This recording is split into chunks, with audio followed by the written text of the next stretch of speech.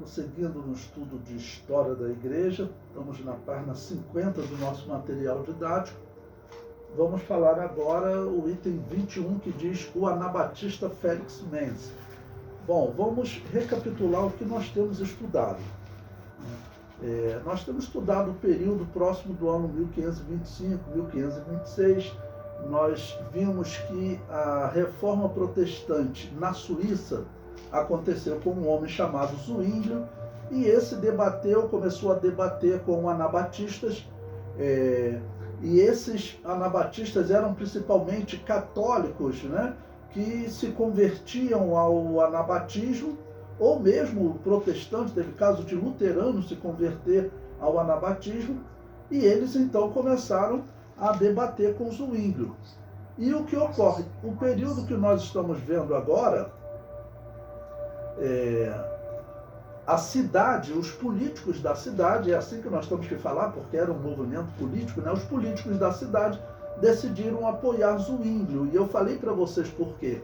A proposta anabatista era completamente diferente. A proposta anabatista era de uma igreja separada do Estado.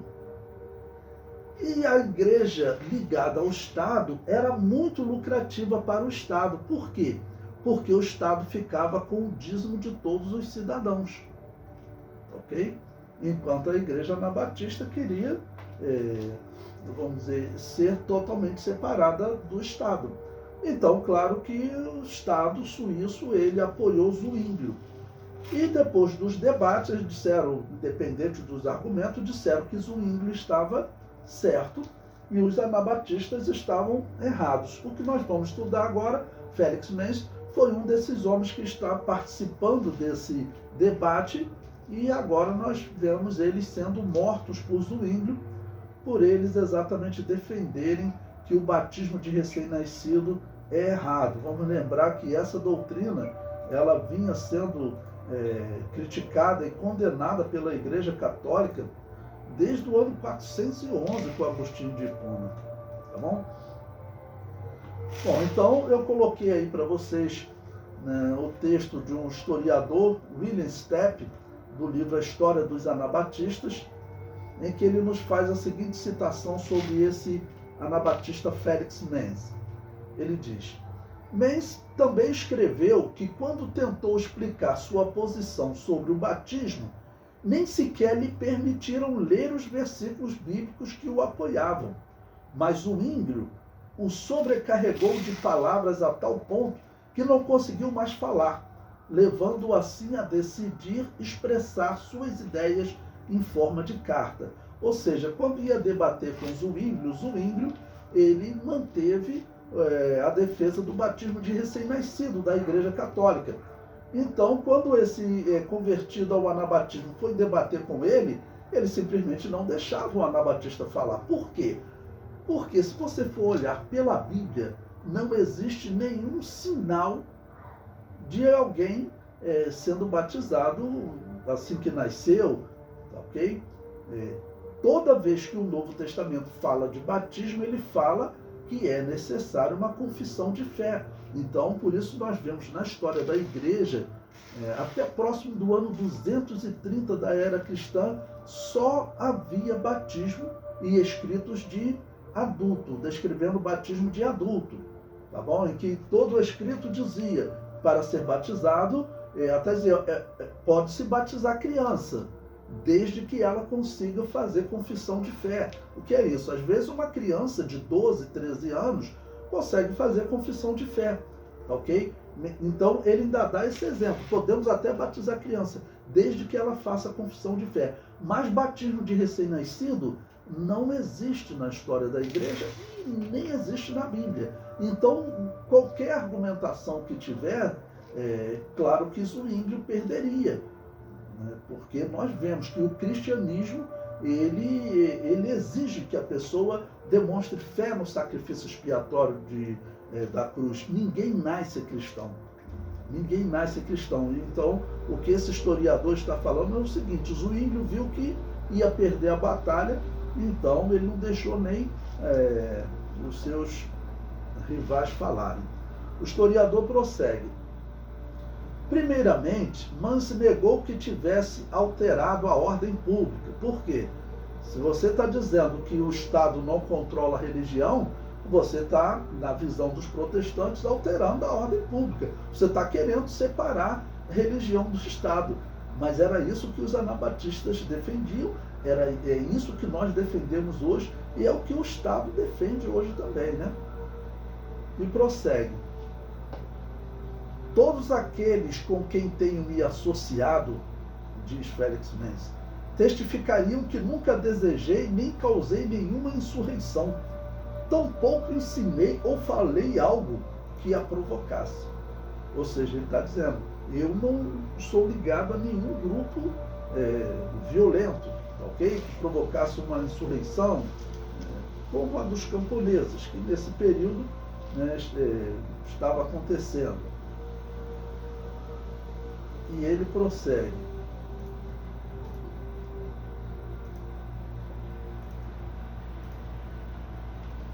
Ao contrário, ele sustenta que uma mudança no batismo tradicional de infantes de maneira alguma ameaçaria a estabilidade do governo. Então veja, esse historiador aqui, ele nos traz detalhes de como estava acontecendo os debates, ok? Qual era a questão e por que Zwingli vai decidir matar essas pessoas, que aí os historiadores ficam perguntando por quê, né? Ele prossegue. Começando por Mateus 28, 19 e 20, ele citou várias passagens relacionadas com o batismo no Novo Testamento. Ao referir-se ao batismo de Paulo por Ananias, escreveu: a partir dessas palavras vemos claramente o que é o batismo e quando deve ser praticado. Deve-se batizar a pessoa que tenha se convertido por meio da palavra de Deus, que tenha mudado seu coração e que a partir desse momento deseje viver uma vida nova, ok? Ou seja, esse testemunho de Félix Mendes é importante para nós vermos literalmente o que estava sendo debatido naquela época, tá bom? E prossegue. Ele afirmava que a natureza do batismo excluía o batismo de infantes. Estava convicto dessa verdade, que no estilo paulino escreveu: nem mesmo um anjo do céu pode ensinar outra coisa além das mencionadas anteriormente. A eterna e verdadeira palavra de Deus ressoará no coração de cada homem, esteja ele contra ou a favor dela. Ela continua sendo a verdade de Deus. Bom, se nós olharmos o que está acontecendo aqui, até na visão evangélica, é claro que o protestante Zwingli, ele está errado. Está errado tanto em termos da ética de um debate, ok? Como nós sabemos doutrinariamente. Não há como as pessoas defenderem, encontrarem na Bíblia uma defesa para o batismo de recém-nascido. Então, por isso que eu sempre falo, o batismo diante de Deus, ele só tem valor se ele for feito após a pessoa reconhecer o seu pecado e pedir para ser batizado, tá ok? Então, o batismo de recém-nascido, todas as igrejas que batizam recém-nascido, elas têm que se corrigir, porque esse batismo não é o batismo cristão. Quem adotou ela foi a igreja de Roma, e a igreja de Roma, quando ela adotou essa prática, lá no ano 250 da era cristã, ela teve problema com as outras igrejas, tanto que teve divisão, teve parte da igreja que se afastou, saiu por conta da adoção do batismo de recém-nascido, ok? E também porque os pastores que estavam fazendo isso eram pastores e bispos que durante a perseguição eles aceitaram adorar o demônio para não morrer. Então era uma história realmente que tinha uma origem ruim também. Tinha uma origem ruim. E não tem como, todo cristão sabe que o cristianismo ele requer confissão de fé. Não existe batismo válido se não tiver uma confissão de fé, tá ok? Bom, o historiador ele vai prosseguir, tá bom? Dizendo que os políticos foram todos a favor de Zwingli e contra os anabatistas. O historiador prossegue. como era de se esperar, Zwinglio foi declarado vencedor, mas ele não deixava nem os anabatistas falar, né? Grebel, Menz e Blaurock foram acusados de rebatizar, de agir com conduta inapropriada e etc. E foram sentenciados a permanecer na nova torre a pão, água e mingau, enquanto agradar a Deus e for do agrado de vossa senhoria. Né? Irmãos, olha só que coisa horrível, as pessoas ainda usam o nome de Deus, né? Isso aí, os historiadores que vão estudar esses fatos, esses decretos, essas prisões, né? O historiador fica realmente sem entender. Tem um cristão que fica sem entender por que matar a outra igreja porque ela não aceita o batismo de recém-nascido, né? Bom, eu sei por quê. A igreja católica ela não era a igreja cristã, ela tinha essa prática de matar e infelizmente os protestantes seguiram essa péssima prática. Aqui, por enquanto, eles ainda estão fazendo uma tortura, tá ok? Vão deixar a pão, água e mingau. E isso acontecia às vezes de pessoas, nós veremos aí na história, anabatista, que eles ficaram muitos anos assim, e ali eles foram definhando até morrer dentro da cadeia, ok? Isso vai acontecer aí pelos próximos 100 anos, normalmente, nós veremos isso acontecendo por toda a Europa, né? Ele prossegue. Imediatamente, depois da formação da primeira igreja anabatista, os irmãos, como os anabatistas se chamaram, começaram a visitar casa por casa nas cidades de Zurique e Zolikon. Em 5 de janeiro de 1527, ele foi sentenciado à morte, porque, contrário à lei e aos costumes, havia se envolvido no anabatismo, porque confessou ter dito que queria reunir os que queriam aceitar e seguir a Cristo e se unir por meio do batismo, de maneira que ele e seus seguidores se separaram da Igreja Católica e estavam a ponto de levantar e organizar uma seita própria, porque ele havia condenado a pena de morte, já que tal doutrina é prejudicial para o uso unificado de toda a cristandade e conduz ao delito, à insurreição e à sedição contra o governo. Menz deve ser entregue ao carrasco, quem amarrará suas mãos, o colocará num barco e o levará à cabana mais distante, onde o prisioneiro terá seus joelhos colocados entre as mãos amarradas, passará um pau entre seus joelhos dobrados e as mãos amarradas, e nessa posição o lançará na água, para que pereça. Com isso, dará plena satisfação à lei e à justiça. Suas propriedades também serão confiscadas pelas vossas senhorias. Isso daqui é o que os protestantes, como eles estão julgando os anabatistas. Então observe que eles nem parece que eles saíram da Igreja Católica. Eles continuavam acreditando que eles eram Igreja Católica, mas agora havia então a Igreja Católica de Roma, mas havia também a Igreja Católica da Suíça. E alguns realmente pensavam assim, por exemplo, os alemães, eles chamavam Lutero de o Papa dos Alemães, e a própria cidade de Zurique, na Suíça, ela será chamada de a Roma dos protestantes. Então eles se viam ainda como católicos. Eles estão saindo da Igreja Católica mais por uma questão de governo, de política, e não mesmo doutrinária, depois que eles estão debatendo essas questões. Ok? Tanto que a história diz que Zwinglio, ele teve perto de rejeitar o batismo de recém-nascido. Ele chegou a defender, tá ok? A rejeição do batismo de recém-nascido. Mas o que acontece? Se você acaba com o batismo de recém-nascido, você acaba com uma grande fonte de lucro. Não, porque, claro, as pessoas pagam caro para que aquela criança seja consagrada e seja tirada os pecados originais dela, que era isso que a Igreja Católica falava. Nós sabemos que batizar, botar uma água na testa de uma criança, não tira pecado original dela, nenhum. Os protestantes continuam dizendo isso até hoje. Isso é heresia, irmãos. Isso não tira pecado nenhum das crianças. Tanto que os protestantes continuam batizando as crianças. Ok?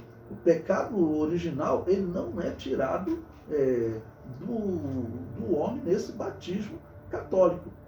O resultado do pecado original, ele deixa de te dominar quando você aceita Jesus, você consegue dizer não para ele, nem sempre, mas o apóstolo Paulo diz que ele consegue se dominar a ponto dele ser até um exemplo, um modelo, apesar dele às vezes errar. Mas então você consegue dizer não. Mas se livrar do pecado original, só quando você deixar o que o apóstolo Paulo chama de este corpo de morte, esse corpo da minha morte, esse corpo é miserável, miserável é o homem que sou. Ok? Então não existe essa questão de batismo de recém-nascido. Essa é uma questão que a igreja tem que estar atenta, porque a igreja adotar o batismo de recém-nascido, eu digo, isso é apostasia, irmãos. O batismo, ele é uma ordenança do cristianismo. Nós não podemos mudar o batismo de jeito nenhum, e a Bíblia exige que o batismo, a pessoa para se aproximar de Deus, ok? Tem que crer na cruz para se aproximar de Jesus, aceitar o cristianismo, ele tem que crer na cruz e receber esse batismo que ocorre após a sua confissão de fé. Então, o que estava acontecendo aqui é que, infelizmente, eles continuavam defendendo essa heresia, todos os protestantes continuaram defendendo essa heresia. É por isso que eu digo que a Assembleia de Deus não é protestante, né? Porque senão nós teríamos saído desse grupo, né, que tinha um batismo inválido. O nosso batismo não é inválido, por quê? Esses anabatistas, nós encontramos texto, eles defendem, né, que eles existiam antes até de Constantino, que eles se separaram da Igreja Católica nos dias de Constantino e da corrupção. E eles traziam, né, esse conhecimento com eles e mantinham esse batismo de recém-nascido, que eu sempre repito, eu digo, batismo de adulto. O batismo, o nosso batismo, ele é um batismo que ele vai até os apóstolos. Os apóstolos, eles não foram batizados, mas Jesus deu autoridade para eles batizarem. Eles começaram a batizar. Aquele batismo dos apóstolos, se nós pudéssemos seguir na história, cada um de nós que aqui estamos, alguém me batizou, que foi batizado por alguém, que foi batizado por outro, todos batismos de adulto após uma confissão de fé até os apóstolos. Batismo de recém-nascido, vamos dizer, não tem valor. Não pode alguém que só recebeu o batismo de recém-nascido quando era recém-nascido batizar outro. Não pode. Então, por isso que o nosso batismo, isso é chamado também de sucessionismo, né, batismal, porque o nosso batismo ele vai em sucessão até os apóstolos. Ele tem que ir. Alguns negam isso, mas se isso fosse mentira, se isso não fosse verdade, a nossa fé cairia, porque o que a igreja evangélica prega é que prega o mesmo que os anabatistas pregavam. O único batismo que tem valor é aquele que segue a confissão de fé da pessoa. Por isso que as igrejas evangélicas sempre batizaram quando eles recebem alguém que foi batizado quando criança. Seja católico, seja luterano, seja presbiteriano, seja metodista, seja anglicano. Ok? Todos eles são batizados. E eles reclamam, vocês estão rebatizando. E nós dizemos, rebatizando não, nós estamos batizando. O comentário prossegue. O protestantismo de Zwinglio manteve a violência dos católicos e dos luteranos. Bem, eu coloco aí também o texto do mesmo historiador em que ele vai descrever com mais detalhes como foi a morte, né, o martírio desse anabatista. Ele diz: Menz, segundo ditava a sentença, foi levado da prisão Wallenberg, passando em frente ao mercado de peixes em direção ao barco. Ao longo do caminho, ele testemunhava aos membros da procissão lúgubre e aos que estavam em pé na beira do rio Limar, louvando a Deus, porque apesar de ser um pecador, morreria pela verdade. Uma pausa aqui para eu poder explicar a vocês. Não sei se vocês lembram, eu falei para vocês, um dos instrumentos de tortura que a Igreja Católica utilizava era o que eles botavam ferro no queixo da pessoa e chamavam de forquilha do herege, para que a pessoa não conseguisse abrir a boca, né? A pessoa ficava travada, para ela não falar àqueles que estavam em volta. Por quê? Por um exemplo desse. Quando o Anabatista viu que seria morto, tá bom? O que ele fez? Ele começou a pregar a Deus para aquelas pessoas que estavam ali em volta. Então, o que nós vamos ver a partir de agora é um crescimento do anabatismo. Ok? Mais católicos e mais protestantes, que aqui está dentro de um país protestante. Mais católicos e mais protestantes vão começar a se converter ao anabatismo. Né? Por quê? Porque é marcante você ver alguém entregar a sua vida pela sua fé. Se a pessoa não tiver convicção, irmãos, né, isso é praticamente impossível, só se for fanatismo. Mas isso vai se tornar normal entre todos esses anabatistas. Serão capturados e serão mortos. E eles entenderão, estamos morrendo pela fé em Jesus. Então, ele sendo levado para o local, nós lemos o decreto de como ele deveria morrer, amarrado, sendo jogado num rio, e agora ele está sendo levado para ser morto, e ele está pregando, e está louvando a Deus. O historiador prossegue. Além disso, declarou que o batismo de crente, que é o batismo de adulto, ele é chamado também de batismo de crente, ok? Era o verdadeiro, segundo a palavra de Deus e segundo os ensinos de Cristo. A voz de sua mãe, ou seja, isso era feito como um espetáculo público, irmãos. Tá ok? Porque os protestantes falavam, tem que matar em público para todo mundo ver, para saber o que vai acontecer com eles, se eles quiserem seguir essa doutrina anabatista. Olha só, tá ok? Então diz, a voz de sua mãe podia ser ouvida no meio da multidão silenciosa e do bater do rio de águas rápidas. Ela lhe suplicava que permanecesse fiel a Cristo naquele momento de prova.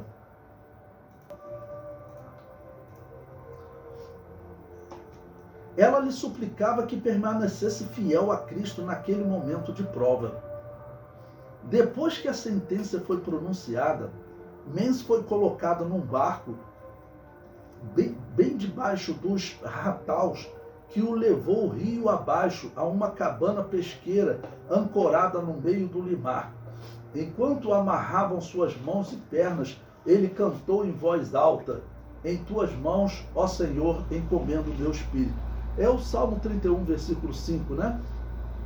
Assim ele está em nossa tradução. Em tuas mãos, ó Senhor, encomendo o meu espírito. Agora vejam como eu falei para vocês que é feito como um espetáculo público. A mãe dele estava lá assistindo seu filho ser morto.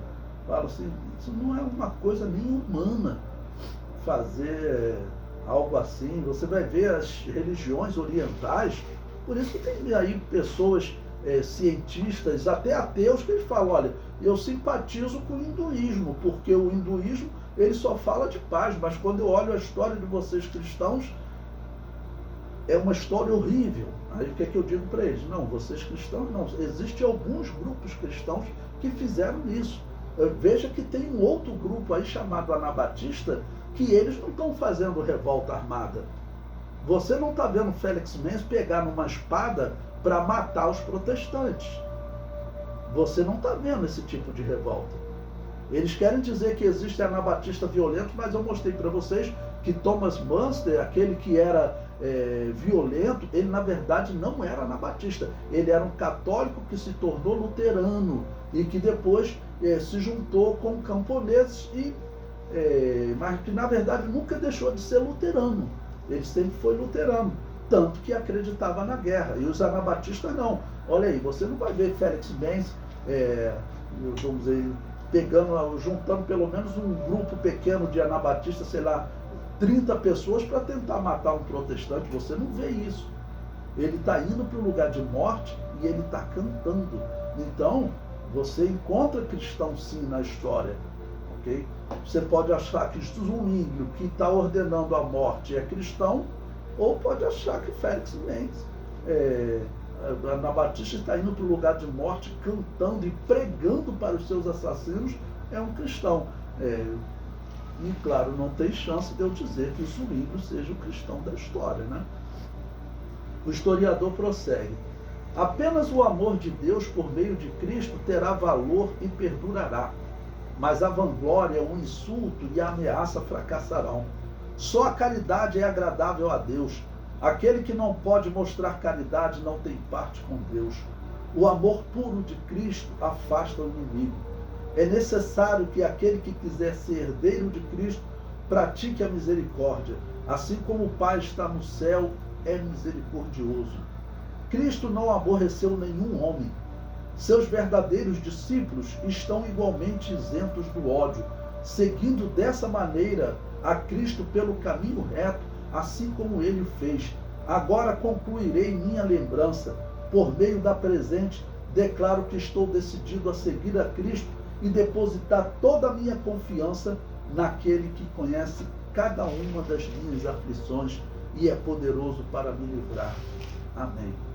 Então, esse é um texto que Félix Mendes deixou escrito. Então,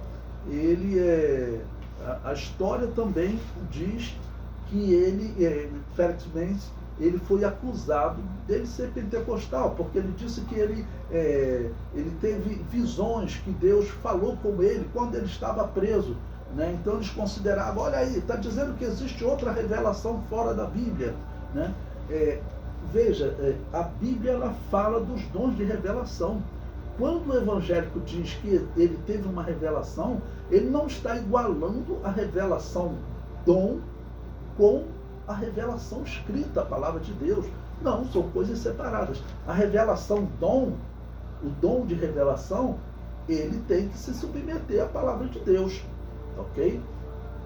Mas o que eles faziam? Então eles acusavam essas pessoas de estarem dizendo que tiveram uma revelação na mesma autoridade da Bíblia, o que não acontecia, o que não acontece com os evangélicos. E vamos lembrar que eu falei para vocês, os protestantes, eles são cessacionistas, Lutero, Zwinglio, todos eles acreditavam que dom espiritual na igreja foi só para a igreja primitiva, acabou. E até hoje eles falam nisso. Para quem acredita nos dons espirituais, que nós sabemos que são imprescindíveis para a igreja, tá bom? Para quem acredita nos dons espirituais, saiba que eles pregam que isso tudo que você sente é emoção, que não é Deus não, que isso aí é invenção sua, invenção de um monte de pessoas. Alguns falam até que é uma questão psicológica. Então é por isso que eu acho estranho, a Assembleia de Deus dizer que eles são referências doutrinárias. Porque como que eu posso chamar de referência doutrinária aqueles que batizam crianças? Um erro grave, porque nós sabemos que a Bíblia diz que Deus se alegra por um pecador que se arrepende. Quando que o pecador se arrepende? Quando ele confessa a sua fé em Jesus e é batizado em nome do Pai, do Filho e do Espírito Santo. Esse é o momento que gera alegria em Deus. E o batismo de recém-nascido rouba isso de Deus. Então está muito errado.